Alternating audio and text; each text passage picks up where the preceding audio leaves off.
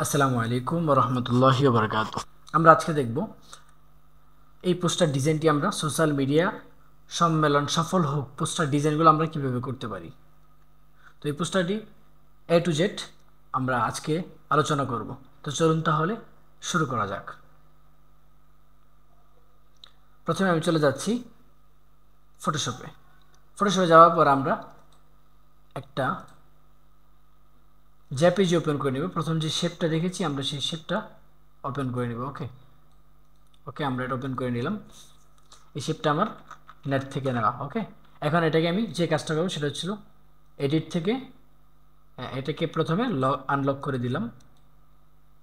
ওকে,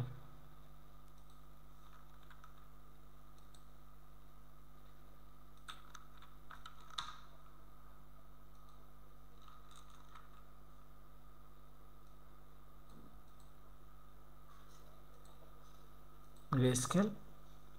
ওকে, grey scale করার পরে এবার আমি যে কাজটা করবো কন্ট্রোল এল দিব।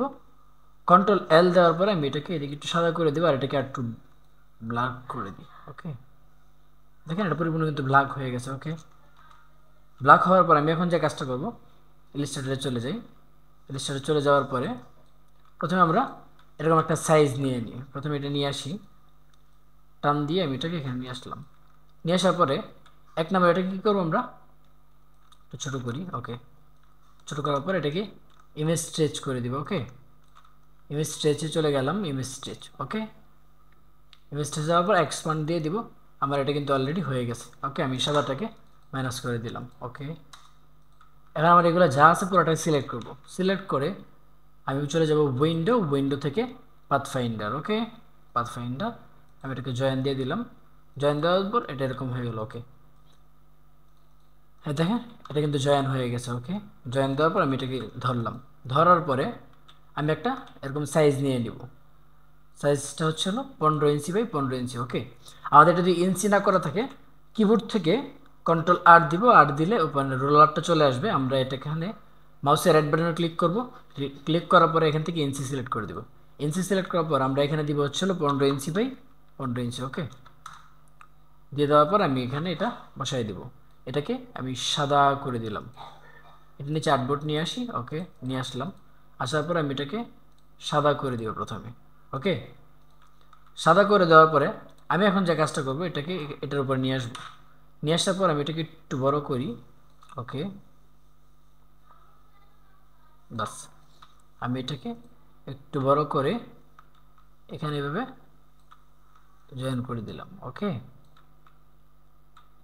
জয়েন করার পর আমি এখন আমার এই লেখাগুলো, ঠিক আছে, আমাদের এই লেখাগুলো যেগুলো আছে আমি এই লেখাগুলো আগের থেকে রেডি করে রাখছিলাম। লেখাগুলো আমরা একটা একটা করে কী করবো বসাই দিব। ওকে, প্রথমে আমি এটা নিয়ে যাই।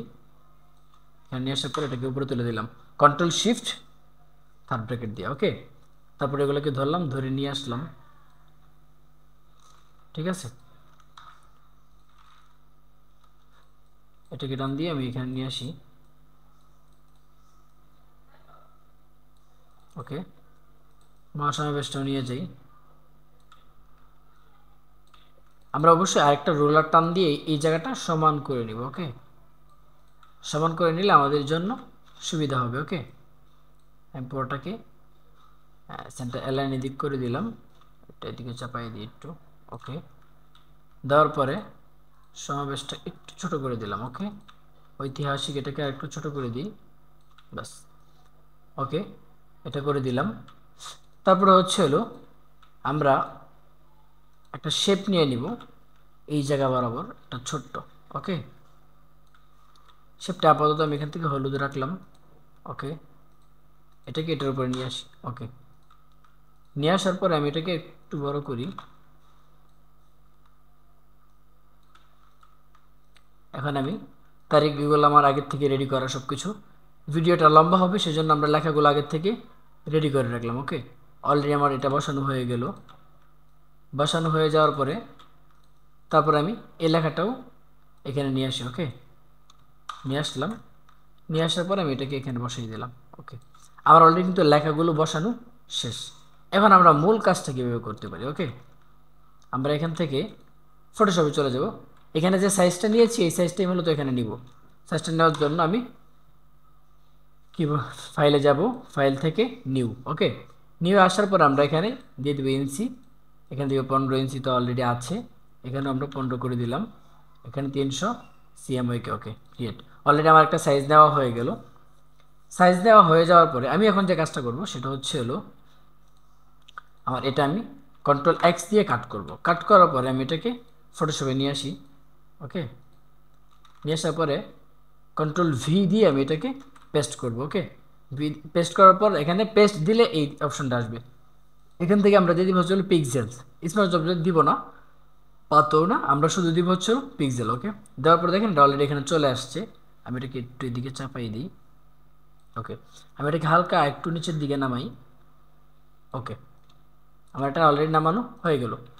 এটা নামানোর পর আমরা এখন যে কাজটা করব, ব্যাকগ্রাউন্ডে চলে যাই। ব্যাকগ্রাউন্ড, ওকে, ব্যাকগ্রাউন্ডে যাওয়ার পর আমরা এখান থেকে লাস্ট ড্রাইভ। ওকে, ব্যাকগ্রাউন্ড আমরা নিচের দিকে যদি যাই, গত পোস্টে আমরা যে টিউটোরিয়ালটা ব্যবহার করেছিলাম এটা দিয়ে এখানে মূলত আজকেও আমরা ডিজাইনটা করব, বা আমরা অন্যটাও ব্যবহার করতে পারি অবশ্যই।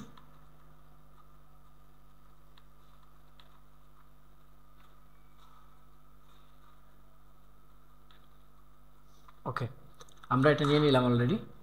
নিয়ে নেওয়ার পরে এখান থেকে এটাকে আমরা কাট করে নিয়ে যাব। ওকে, কাট করলাম, কাট করে এটাকে ফেলে দিলাম। এখানে আসার পরে আমি এটাকে সবার নিচে লেয়ারে সিলেক্ট করে দেবো। সিলেক্ট করার পরে কন্ট্রোল টি দিয়ে সিলেক্ট করব। করার পর আমি এটাকে টান দিয়ে আমার পরিমাণ মতো আমি কী করলাম, একটু বড় করে নিলাম। ওকে, বড় করার পরে এখন আমি যে কাজটা করব, আমি চলে যাব হচ্ছে কালারে। ঠিক আছে, কালার। ওকে, কালারে, কালারে যাওয়ার পর আমি এখান থেকে দিব হচ্ছে হলুদ। ইউলে দিব হচ্ছে 70% বা 80%। আমি এখানে হালকা একটু সায়ান মিক্স করে দিব। ওকে, তাই হালকা একটু হলদে কালারটা হয়েছে, আমি প্রয়োজনে এটাকে একটু বাড়াই দিতে পারি। ওকে, তারপর আমাদের এই লেয়ারটা কিন্তু সিলেক্ট থাকবে, যে আমি এই এটা সিলেক্ট থেকে আমরা ইমেজ, ইমেজ থেকে অ্যাডজাস্ট, তারপর হচ্ছিল গ্রেডিয়েন্ট ম্যাপ। ওকে, দেখেন অলরেডি একটা হলুদ একটা কালার হয়ে গেছে। ওকে, আমি এখন এটাকে কন্ট্রোল এম দিব। এম দেওয়ার পর ক্যানভাস এটা চলে আসবে। আসার পরে আমি এটাকে হালকা একটু ডার্ক করলে একটু বাড়বে। ওকে, ওকে, এটা বাড়ানোর পরে আমি যে কাজটা করব, আমি একটু কমাই দেখি কেমন লাগে। ওকে, এটা এনাফ, আমি এখান থেকে ওকে দিয়ে দিলাম। এখন আমি যে কাজটা করব সেটা হচ্ছে হলো আমি এই বরাবর একটা, দেখেন এই যে এই বরাবর একটা শেপ নিব এখান থেকে। ওকে, শেপ নেওয়ার পর আমি নিউ লেয়ার নিলাম, নিউ লেয়ার। ওকে, আমি এখান থেকে কন্ট্রোল শিফট ব্যাক স্পেস বা অল্টার ব্যাক স্পেস দিতে পারি, বা অল্টার শিফট ব্যাক স্পেস দিলেও আমার এই উপরে কালারটা নিয়ে নিবে। সো আমি এখানে এখন সাদা করে দিলাম প্রথমে। ওকে, সাদা করে অলরেডি এটা কিন্তু সাদা হয়ে গেল। ওকে, এখন আমি যে কাজটা করব, এটাকে হালকা একটু বড় করে দিই আমি। ওকে, আর নিচের দিকে নামাই, এটাকে এদিকে টান দিই। ওকে, আমার অলরেডি এটা হয়ে গেল। ব্যাকগ্রাউন্ডটা আমি আমাদের মতো করে একটু কাস্টমাইজ করি। ওকে, ওকে, এটা এভাবে বসাইলাম। তারপর হচ্ছে ব্যাকগ্রাউন্ডটাকে ধরে আমি একটু কালার এদিক সেদিক করার ট্রাই করি, হালকা একটু হলদে একটা কালার নিই। ওকে, নেওয়ার পরে আমি এটাকে এখন কন্ট্রোল এম দিয়ে কালারটা একটু লাইট করি। ওকে,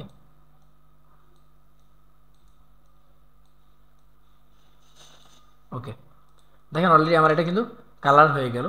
এখন আমি যে কাজটা করব, আমার এই ছবিটা প্রয়োজন। ওকে, আচ্ছা, আমরা এখন ছবিটা নেওয়ার জন্য চলে যাব ফাইলে, ফাইল থেকে ওপেন, ওপেন থেকে আমি ডাউনলোডে যাব, ডাউনলোড থেকে আমাদের ছবিটা ডাউনলোড করা আছে আমি এটা এখানে নিয়ে আসবো। ওকে, এখান থেকে আমি ছবিটাকে টান দিয়ে আমি এই পেজে নিয়ে আসি প্রথমে। ওকে, দেখেন আমি এখানে নিয়ে আসার পরে আমি এটাকে একদম উপরের লেয়ারে নিয়ে যাব। নিয়ে যাওয়ার পর আমি এই ছবিকে টান দিয়ে একটু বড় করলাম। বড় করার পরে আমি এই ছবিটাকে আমি এই যে এই লেয়ারটা এই শেপের উপর মাস্ক করে দেব। মাউসের right button click, create clipping mask. Okay, already কিন্তু এটা মাস্ক করা হয়ে গেছে। ওকে, দেখেন খুব সুন্দর করে এটা মাস্ক করা কিন্তু হয়ে গেছে। ওকে, ওকে, মাস্ক করার পরে আমি এখন যে কাজটা করব, আমি এখান থেকে এটাকে একটু ফেলে দিই, এটাকেও ফেলে দিলাম আপাতত।